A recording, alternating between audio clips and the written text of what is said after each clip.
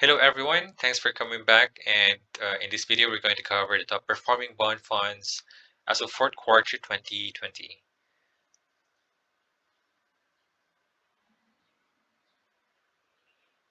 So here are the common bond feature or bond funds features. We have medium risk, medium potential return for moderate investors, and then ideal investment horizons, usually 1 to 3 years. For intermediate funds, we have 3 to 5 years. For medium term funds, and 5 years and up for long-term funds. So here's our peso currency bond funds. Our benchmark here, we have the government yield curve. So our 10-year at this point here, these data points here, if you're going to look at, let's say, this is as of February, but let's try to pick up the 1 month, for example. And that's the green line here. So coming from 6 months ago, and then the green line, you would see here that there's an uptick of yields. Okay, so coming from this data point here to this point here. So from 2.78, it went up to 2.98%. So if you are familiar with evaluation of bonds, now the increase in yield would actually drag the bond prices to go down. Okay, so that's how yields affect the bond prices. So looking at the peso bond funds here, in peso you have for Union Bank coming up on the first slot here at 12.31%. We have SB Peso, second place at 11.64%. We have Rizal Peso Bond, 10.71 on the third, followed by Union Bank at 10.60 and ABF Philippine Bond Index at 10.59%. So what if you have 100,000 and then you invested in these funds a year ago? So your returns would have been 12,310 for Union Bank, Philippine tax exempt fixed income. You have 11,640 for SB Peso Bond. You have 10,710 for Rizal Peso Bond, 10,600 for Union Bank, Philippine Fixed Income Fund, and 10,590 for ABF Philippine Bond Index Fund. So let's try to explore Union Bank, Philippine Tax Exempt Fixed Income.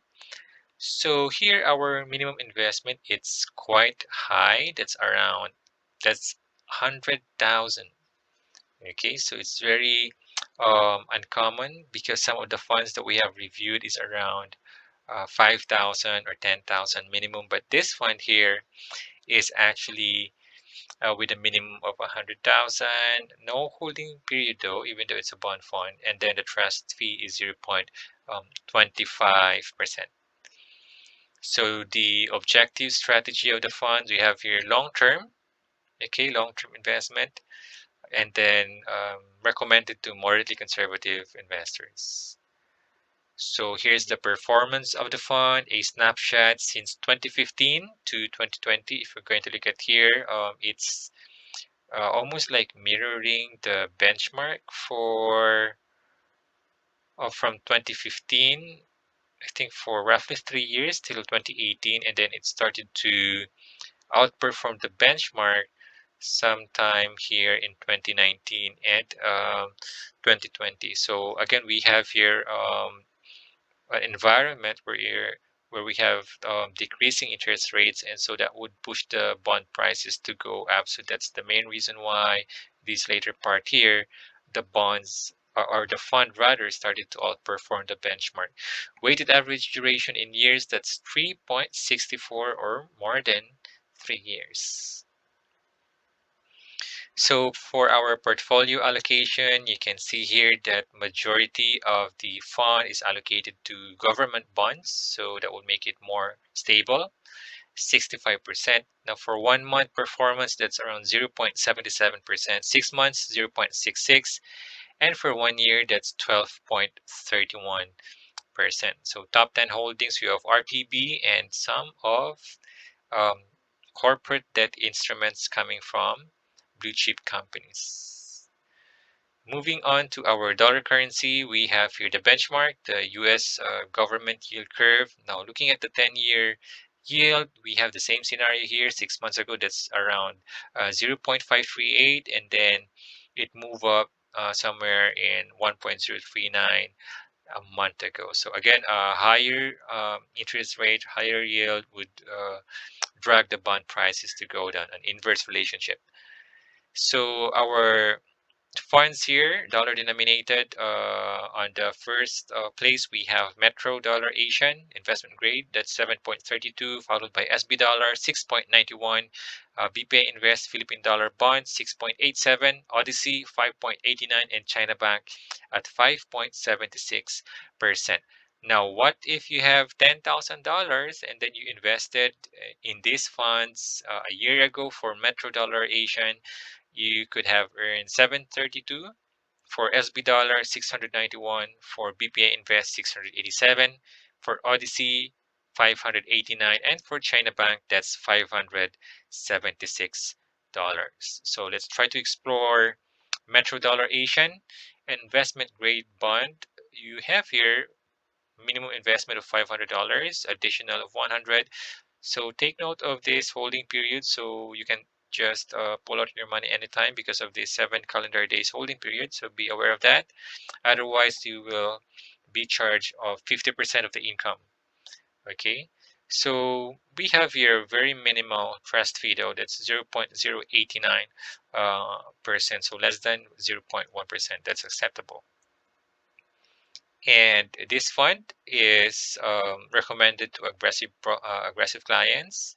And then horizon is at least 5 years now, because we're talking about dollar here, and some of the bond funds here maybe has or have a duration of, yeah, try to look at this duration is 5 years. So that's why they recommended this one for aggressive clients. So same with our peso here. If you're going to look at it's overlapping since 2017. It's almost like mirroring the benchmark. But sometime in 2019, when we experienced reducing or decreasing in interest rate environment, the fund started to outperform the benchmark here. So this is the impact of COVID right here. I think the benchmark rate, policy rate, is around 4%, and then for Philippine peso, for dollar, I guess it's around 1%, and then they cut it to almost 0% here. So that's why we have here, we're seeing a very huge gap. Okay, so our portfolio composition, we don't have the traditional graph, but if you're going to look at here, 86% of that is allocated to government securities, so that would make the fund very stable. 80%. Okay, for 1 month, that's 0.616, for 6 months 4.105%, and for 1 year, that's 7.324% net of taxes and fees. Now, majority of the top 10 holdings are ROPs of the Philippine government sovereign bonds. Okay, so that's pretty much it for our bond funds. Here are our sources. So that's all for this video. Thank you very much for watching, and I hope that you learned something. Please do like the video, and if you want others to understand, kindly share this video. And if you need to know more, kindly subscribe so you won't miss any future videos that we're going to make. Thanks for dropping by.